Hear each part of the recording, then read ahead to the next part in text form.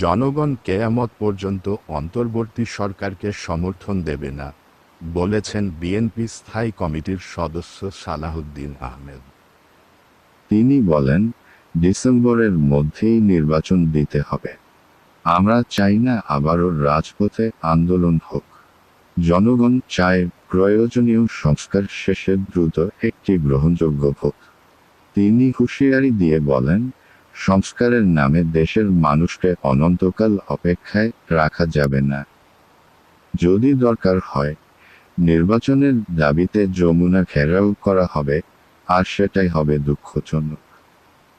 খুলনার circuit house মাঠে যুবদল, স্বেচ্ছাসেবক দল ও ছাত্রদলের উদ্যোগে আয়োজিত বিভাগীয় সমাবেশে প্রধান অতিথির বক্তব্যে তিনি এসব কথা বলেন। সালাহউদ্দিন বলেন, যারা আজ ক্ষমতায়, তারা যেন নিজেদের অসীম ক্ষমতার অধিকারী না ভাবে। বিদেশে গিয়ে কি কি চুক্তি করা হয়েছে, তা জাতিকে জানাতে হবে।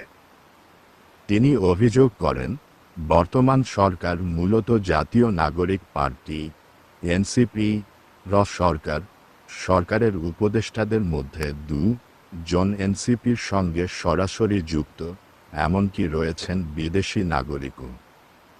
এছাড়া উপদেষ্টা পরিষদে স্থান দেওয়া হয়েছে ফ্যাসিবাদ সংশ্লিষ্ট লোকজনকে। তিনি তাদের অবিলম্বে অপসারণের দাবি জানান। বক্তব্যের এক পর্যায়ে সালাহউদ্দিন আহমেদ বলেন, বিএনপি ঘোষিত ৩১ দফা বাস্তবায়নের মাধ্যমে গণতান্ত্রিক ও মানবিক রাষ্ট্র গঠন করতে হবে।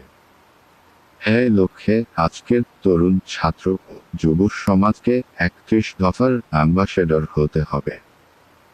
এই সমাবেশে সভাপতিত্ব করেন ছাত্রদল কেন্দ্রীয় সভাপতি রাকিবুল ইসলাম রাকিব। প্রধান বক্তা ছিলেন যুবদল সভাপতি আব্দুল মোনায়েম মুন্না।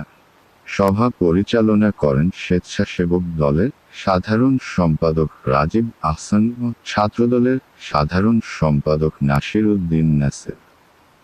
এছাড়াও বক্তব্য দেন স্বেচ্ছাসেবক দল সভাপতি এস.এম. জিলানী, যুবদলের সাধারণ সম্পাদক নুরুল ইসলাম নয়ন, আততায়ীর গুলিতে নিহত তানু ভূঁইয়ার স্ত্রী খানিজ ফাতেমা, স্বেচ্ছাসেবক দলের যুগ্ম সম্পাদক ফখরুল ইসলাম রনি এবং যুবদলের যুগ্ম সম্পাদক বিল্লাল হোসেন তারেক প্রমুখ।